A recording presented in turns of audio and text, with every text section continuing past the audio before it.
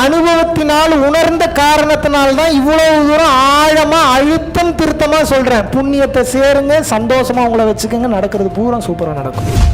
எப்போதெல்லாம் ஒருவன் மனம் குளிர்கின்ற அப்படின்னு பண்ணிட்டானா முடிஞ்சு, உங்களுக்கு புண்ணியம் சேர்ந்துருச்சுன்னு அர்த்தம். அவன் பண்ற உழைப்புக்கு, அவன் செஞ்ச உழைப்புக்கு அவனை நீங்க திருப்திப்படுத்தலையா, பாவம் சேர்ந்துருச்சுன்னு அர்த்தம். இவ்வளவுதான். பாவம்னா என்ன, புண்ணியம்னா என்ன? ஒரு மனம் சந்தோஷப்பட்டுருச்சா புண்ணியம். எத்தனை பேர் மனசு சந்தோஷப்படுதோ அவ்வளவு கர்மாலையும் அவ்வளவு தூரம் நீங்க நல்லா இருப்பீங்க. எதை கொடுக்கின்றீர்களோ அது திருப்பி வரும். அவ்வளவுதான் பிரபஞ்சம். சந்தோஷத்தை ஒருத்தனுக்கு கொடுக்குறீங்களா, சந்தோஷம் திருப்பி வரும். பணம் ஒருத்தனுக்கு கொடுக்குறீங்களா, பணம் திருப்பி வரும். அறிவு ஒருத்தனுக்கு கொடுக்குறீங்களா, அறிவு திருப்பி வரும். இறைவன் மீது நம்பிக்கை வந்து விட்டதென்றால் இறைவன் மேல ஒரு கேள்வி கூட உங்களுக்கு வரக்கூடாது.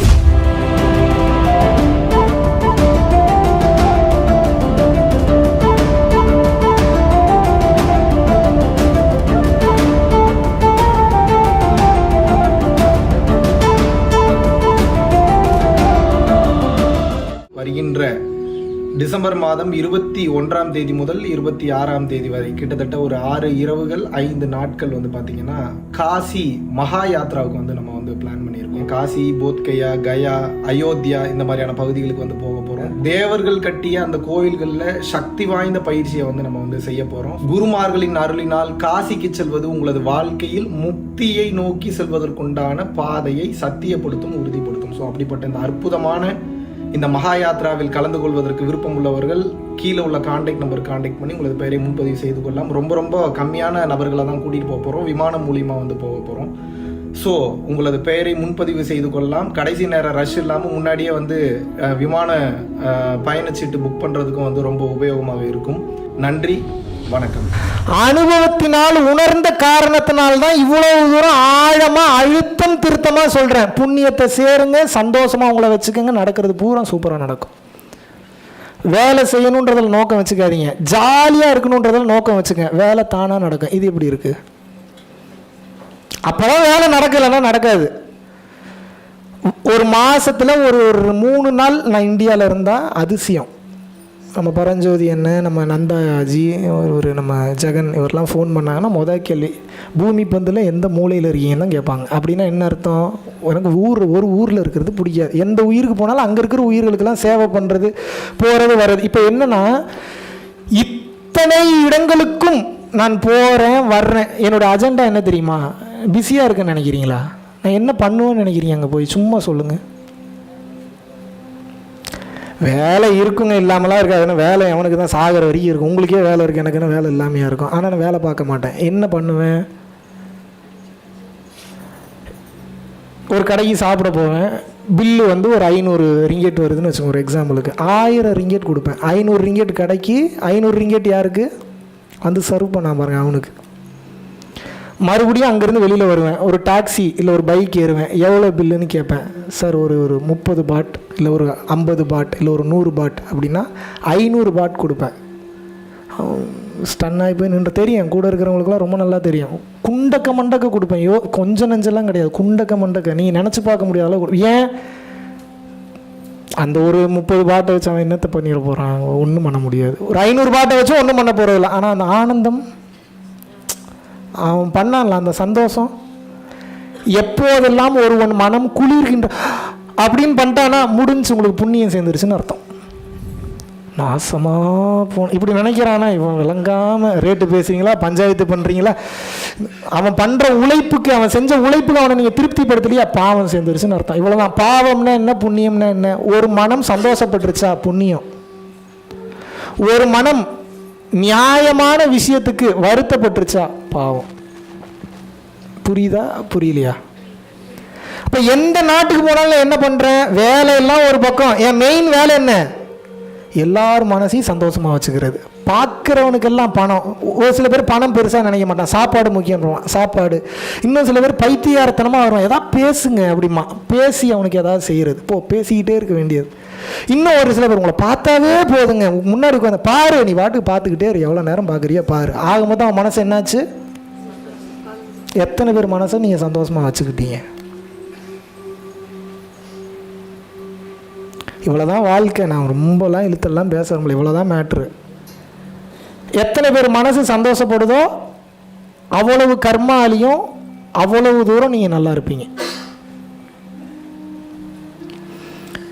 எங்கிருந்து நல்லது நடக்கும்னே தெரியாது, அத்தனை நல்லது நடக்கும் உங்களுக்கு. எப்படி நடக்கும்லாம் தெரியாதுங்க, நடக்குங்க. எனக்கு தெரியல, நான் அதை ஆராய்ச்சி பண்ணி எனக்கு பைத்தியம் பிடிச்சிருச்சு. ஒரு கட்டத்தில் விட்டுட்டேன். நான் ஓரளவுக்கு தான் யோசிக்க முடியும். ஒரு கட்டத்துக்கு மேலே போனால் பைத்தியம் பிடிக்கிற அளவுக்கு யோசிக்க வேண்டியதாக இருக்குது. எதனால நம்ம தானம் தர்மம் பண்ணால் ஏன் இவ்வளோ நல்லது நடக்குதுன்னு ஒரு கட்டத்துக்கு மேலே யோசித்து பார்த்தா ஒன்றுமே பண்ண முடியல, கண்டுபிடிக்கவே முடியல. அந்த சூட்சமத்தை பிடிக்கவே முடியல. ஏன் தான தர்மம் பண்ணால் இப்படி நடக்குது? ஆனால் சயின்டிஃபிக்காக சில ரீசன்ஸ்லாம் இருக்குது. சிம்பிளான ரீசன் சொல்கிறேன். எதை கொடுக்கின்றீர்களோ அது திருப்பி வரும், அவ்வளோதான் பிரபஞ்சம். சந்தோஷத்தை ஒருத்தனுக்கு கொடுக்குறீங்களா, சந்தோஷம் திருப்பி வரும். பணம் ஒருத்தனுக்கு கொடுக்குறீங்களா, பணம் திருப்பி வரும். அறிவு ஒருத்தனுக்கு கொடுக்குறீங்களா, அறிவு திருப்பி வரும். இப்போ இதுக்கெல்லாம் என்ன ப்ரூஃப்னு கேட்டால் எங்கேருந்து கொடுக்குறது? நான் செஞ்சு பாருங்கள், வரலைன்னா விட்டுருங்க, வந்தால் சந்தோஷமாக இருங்க. ஒரு 10 நாளைக்கு முன்னாடி ஒரு பையன் ஒரு ஆடியோ பேசி போட்டிருந்தான், கேட்டிங்களா இல்லையான்னு தெரியல சேனலில். எப்போ பார்த்தாலும் என்ன மகாவிஷ்ணுன்னு சொல்கிறான்னு வெறுப்பாயிருச்சு. எவன் தான் இவன்றக்கா அவன் சேனலை ஓப்பன் பண்ணேன். சேனல் ஓப்பன் பண்ணி போனேன், ஏதோ பேசிகிட்டு இருந்தால் ஏதோ கொஞ்சம் கரெக்டாக இருக்கிற மாதிரி இருந்தது. ஒரு 3 மாதம் தொடர்ச்சியாக வீடியோ பார்த்தேன், கொஞ்சம் கரெக்டாக இருக்கிற மாதிரி இருந்துச்சு. என்ன தான் சொல்கிறாருன்னு சொல்லி சரி ஃபாலோ பண்ணி பார்ப்போன்னு ஃபாலோ பண்ண ஆரம்பித்தேன். அண்ணா நீங்கள் தானா என் கடவுள்.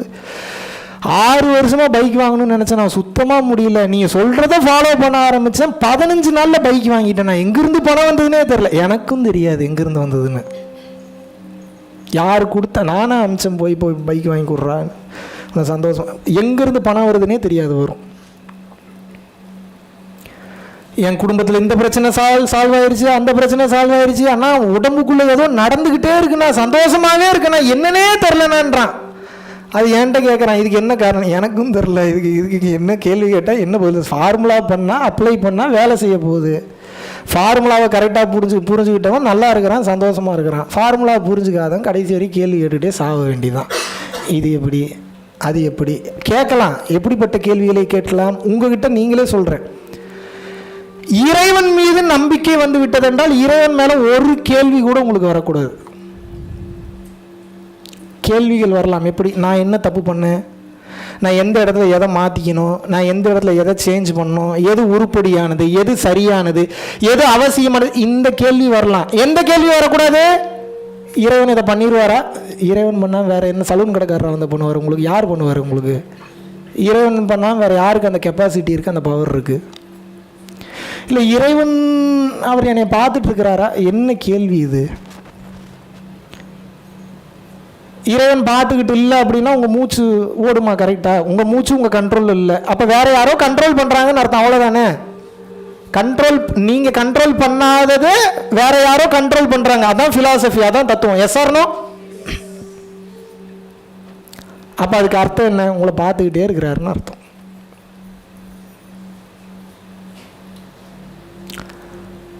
ஆறு கோடியே 42,47,631 மூச்சு உனக்கு போ.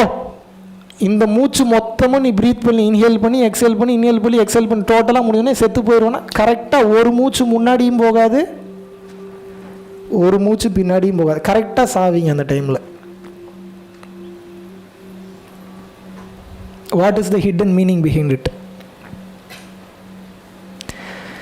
இறைவன் அனைத்தையும் பார்த்துக்கிட்டு இருக்கிறாரு, கரெக்டாக ஆப்ரேட் பண்ணிட்டு இருக்கிறாரு. டைம் வந்தால் ஃபீஸை பிடுங்கவும் தெரியும், டைம் வந்தால் ஃபியூஸை கொடுக்கவும் தெரியும். இறந்தவனுக்கு உயிர் கொடுக்கவும் தெரியும், உயிர் இருப்பவனிடமிருந்து உயிரை எடுக்கவும் தெரியும். அவர் கொடூரமானவர் அல்ல.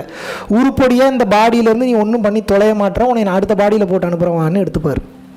வெயிட்டிங் பீரியடில் இருப்பீங்க, செத்தெல்லாம் போக மாட்டீங்க. பாடியை விட்டு வெளியே வந்திருப்பீங்க, அவ்வளோதான். பாடியை விட்டு வெளியில் வந்து ஃபிசிக்கல் பாடி இல்லாமல் சூட்சம தன்மையில் சுற்றிக்கிட்டு இருப்பீங்க. அதுக்கு பேர் தான் பேயின்னு வச்சுருக்கானுங்க. அதுக்கு பேர் என்ன? அது பேய் இல்லை. எது பேய்? பக்குவம் இல்லாமல் தரம் கெட்டு திரியக்கூடிய உங்கள் மனம்தான் பேய். எது நல்ல ஆன்மா? 4 பேர் நல்லா இருக்கணும்னு நினச்சி வாழக்கூடியது அத்தனையுமே நல்ல ஆன்மா.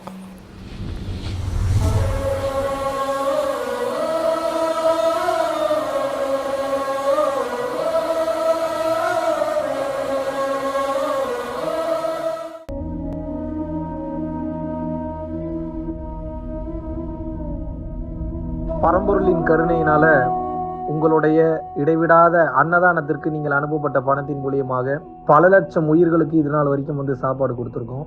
ஸோ கொரோனாலேருந்து ஆரம்பித்து ஒரு நாள் கூட விடாமல் பல உயிர்களுக்கு வஸ்திர தானங்களாக இருக்கட்டும், படிக்க முடியாதவங்களுக்கு கல்வித்தொகை கட்ட முடிய விஷயங்களாக இருக்கட்டும், இல்லை ஸ்போர்ட்ஸ் ரீதியாக விளையாடக்கூடிய நல்ல மாணவர்களை அனுப்பி வைக்கக்கூடிய விஷயங்களாக இருக்கட்டும், அதை தொடர்ந்து வந்து பார்த்தீங்கன்னா ரெகுலராக மந்த்லி பேசிஸில் ஏழை குழந்தைகளுக்கு க்ரோசரிஸ் கொடுக்கறதாக இருக்கட்டும், இல்லை அவங்களுக்கு வந்து பார்த்தீங்கன்னா சேம் அவங்க விருப்பப்படுறவங்களுக்கு வீட்டு துணிமணிகள், வீட்டுக்கு தேவைப்படக்கூடிய மற்ற பொருட்கள் வாங்கி கொடுக்கறதாக இருக்கட்டும், எல்லா உதவிகளும் வந்து பார்த்தீங்கன்னா உங்களோட உதவினால தான் போயிட்டு இருக்கு.